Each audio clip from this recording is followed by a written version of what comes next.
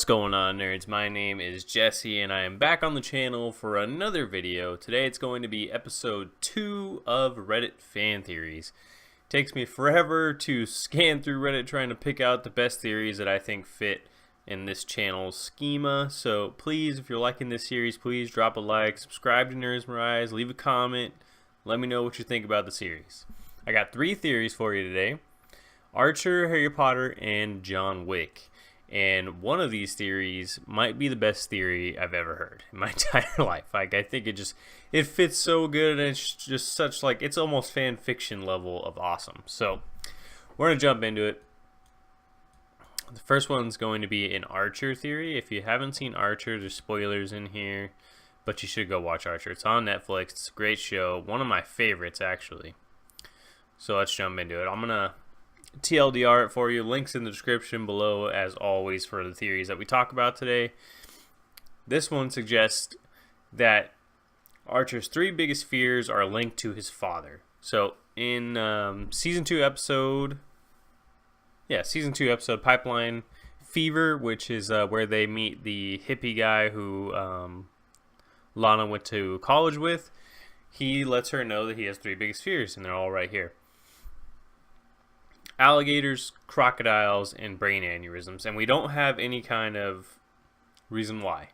You know, at first we get like a little idea, like brain aneurysm, because it could happen anywhere, and it'll kind of, it's scary. And then what the evidence is this guy gives here is in the 4th season, Once Bitten, he has a memory as a child where he met a man who claimed to be his father. The man gave him an alligator, stuffed animal, and Archer likes that animal, right? And then the theory expands into saying that they went to the zoo with his father, or at least who he thinks is his father. They go to a zoo, they see the alligator exhibit or crocodile exhibit, and his father dies right there in front of him with a brain aneurysm.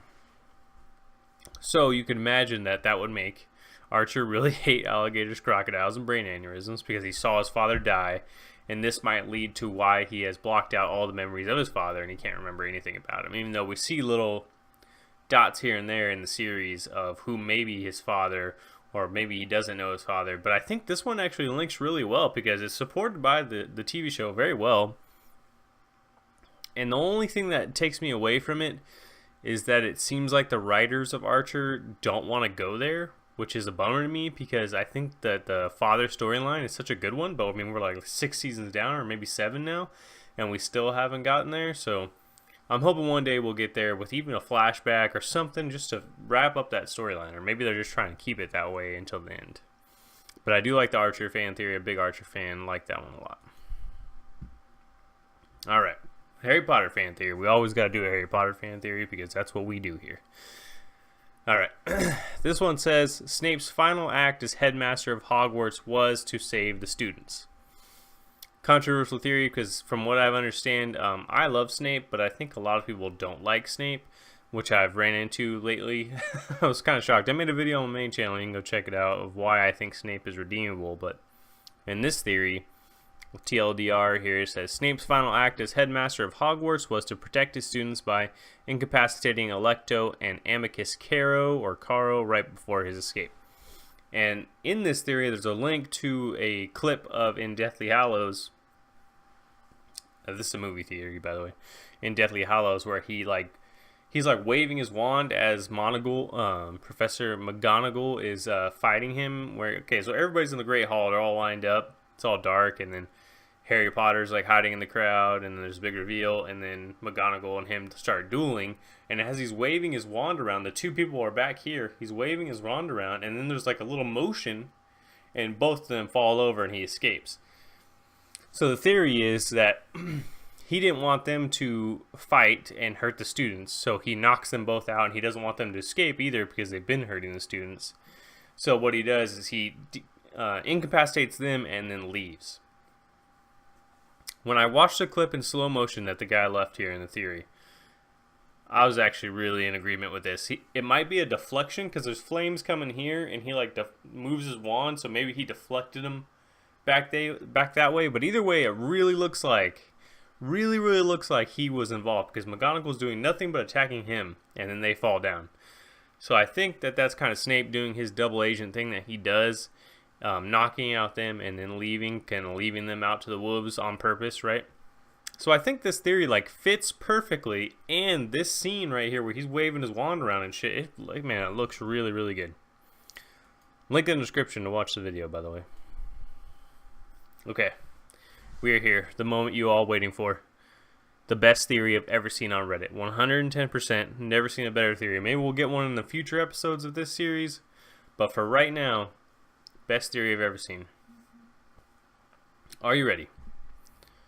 John_Wick.exe is a training program for Neo. What are we going to do? What are we going to do? What this theory says is that the whole movie of John Wick is actually a training program for Neo. That's pretty good. That's pretty good. Let's get into it. So, for evidence, he leaves here when he is when they're fighting the assassins in the streets and there's people around. How come they're not like calling the cops or running away or filming it in the era that we live in with Twitter and Instagram and Facebook? You could have that shit live right now and they would all be caught, right? So the theory is that these people are actually NPCs and they're just there to be there because this is literally just a training program for John Wick to practice his assassinating skills. I think this is really good. The other thing that he puts in here is that Lawrence Fishburne shows up, who is Morpheus, carrying the user ID of Bowery King. Wow. And then he says the assassin coins were in-game currency and the weapon dealers act very much like a program. Stoic, professional, devoid of eccentric human mannerisms. I mean, I don't think you can get better than this, to be honest. I think this is the best theory. And go read it. It's pretty long. I just TLDR'd it for you because I didn't want to have to read this whole thing out to you guys. But I really think it fits well into John Wick because it's so hard to suspend your disbelief in John Wick when you see the film.